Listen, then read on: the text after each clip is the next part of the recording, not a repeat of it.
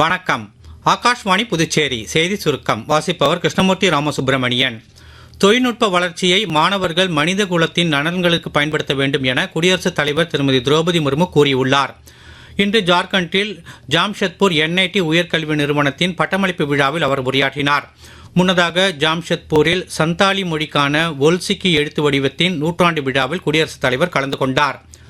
மரப்பலகைகளை ஒன்றுக்கொன்று கோர்த்து பாரம்பரிய முறையில் உள்நாட்டிலேயே தயாரிக்கப்பட்ட இந்திய கடற்படையின் INSV கவுண்டின்யா கப்பல் முதல் பயணமாக போர்பந்தரில் இருந்து மஸ்கட்டிற்கு புறப்பட்டு இருப்பது குறித்து பிரதமர் திரு நரேந்திர மோடி மகிழ்ச்சி வெளியிட்டுள்ளார்.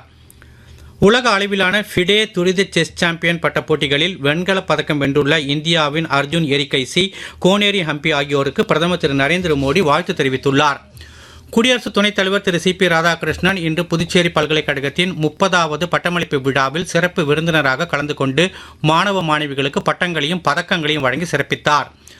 இளைஞர்கள் நவீன தொழில்நுட்பங்களை உற்சாகம் மட்டுமின்றி நன்னெறிகள் அடிப்படையிலான கவனத்துடன் அணுக வேண்டும் என அவர் தமது உரையில் கூறினார்.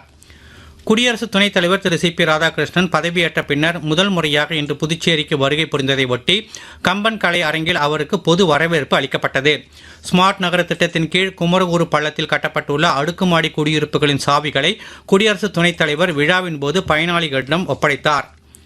மத்திய வேளாண் அமைச்சர் திரு சிவராஜ் சிங் சௌஹான் இன்று உத்தராகண்ட் மாநிலம் கவுச்சார் நகரில் மாநில அளவிலான விவசாயிகள் தின விழாவில் கலந்து கொண்டார்.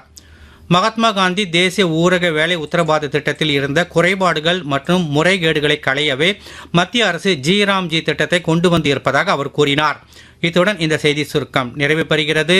வணக்கம்.